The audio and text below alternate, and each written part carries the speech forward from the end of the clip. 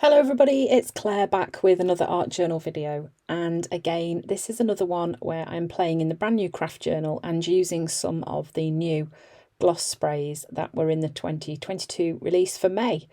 So I've put some lapis paint into this little palette and added a bit of white to it, and it really does make the prettiest blue. It's so lovely, almost like a forget-me-not blue. It's lovely. So I'm just mixing up some colours using the gloss sprays and a little bit of white paint. So there, I think that was blackberry, and I've added some white paint to it. Makes a really pretty pale lilac colour, and that one is rouge, and I've added white to that as well, and that makes a really pretty pink eventually once it gets mixed in.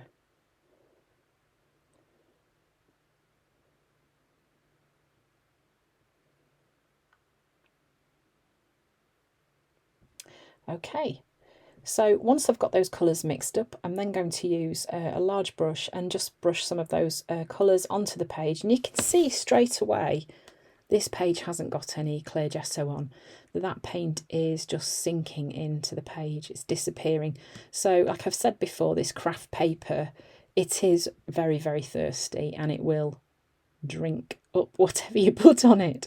And one way that I've found to help keep your colours a bit truer is to put some clear gesso on the background. But you know, sometimes you don't want to be faffing about doing that, and does it really matter if the colours aren't as vibrant? It doesn't really, does it? So especially if you're going to be adding lots of layers.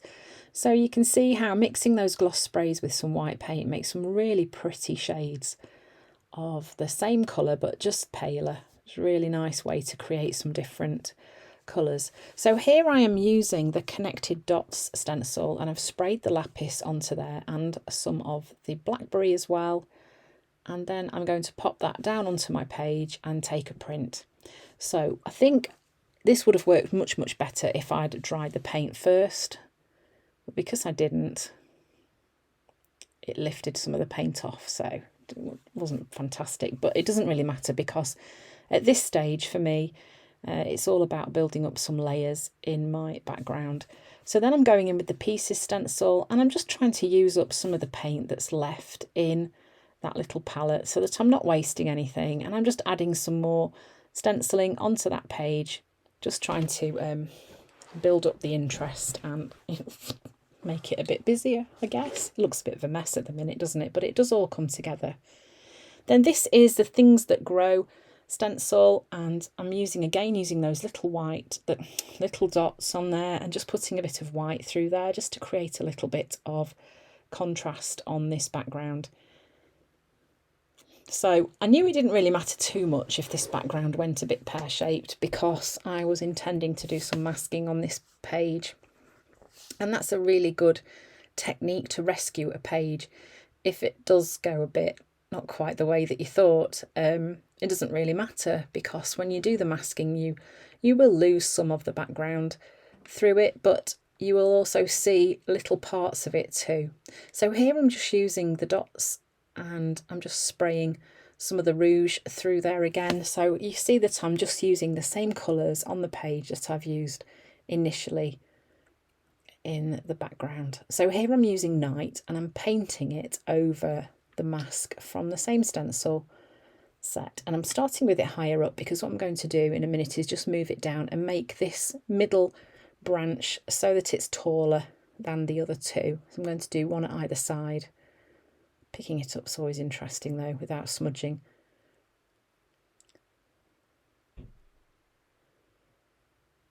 And then I was trying to work out where it was going to fit, and I needed to rub a bit of that paint away at the bottom. And there we go, just kind of, and a bit there too. But because the paint's still wet, it's easy enough to disappear it off your page if you do quite get something where you don't quite want it to be. It's not a big problem. So the reason I'm using Night on here is because it's a really, really pretty dark blue, almost like a really dark purpley blue.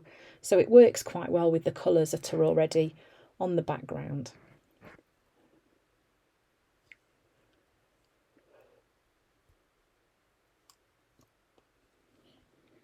So then I decided I would just disappear a bit more of the background, because I really didn't like it that much, to be fair. And then I'm going to mix in some white into the night that's left and create a really nice paler version of the night colour, just to mask over the branch's shape again.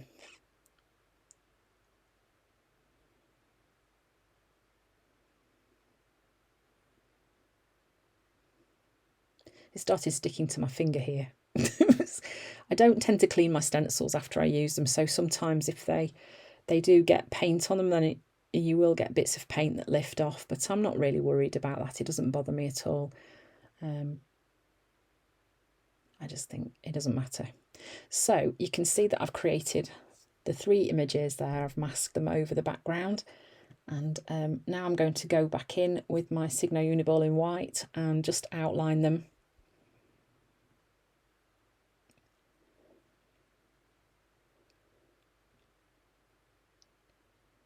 And in some places I'm going to make the image go behind the other ones, and in some places I'm going to pop it in front.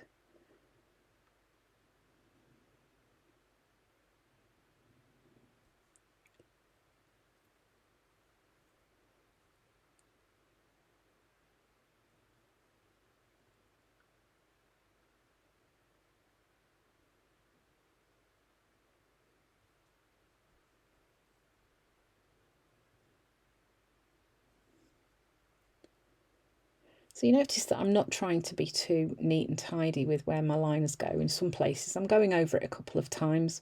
It is quite nice having that sort of slightly sketchy look with your lines in your journaling. I think it creates a kind of a looser look, and I also like how it looks too. So I don't worry too much about being neat and tidy. Okay, so then I'm using those dots again that are on that same stencil, and this is just helping to ground those images at the bottom of the page. It means that they're not just kind of sat there all alone, they've got friends. And then I'm going back in with the pieces stencil, and again just using up a bit of that rouge plus white that's left over. And then finally, to add some words onto my page, I'm using a quote from one of Dina's ledger papers, just going to pop that up on the right hand corner of the page. So it kind of started off as a bit of a hot mess, didn't it? But it came together in the end. So it just shows you to stick with it, even if it's all gone pear-shaped, and masking is a really great technique to rescue a super busy page. So there we have the finished page where I've used the new gloss spray and lapis. Thanks for watching, and I hope to see you again soon.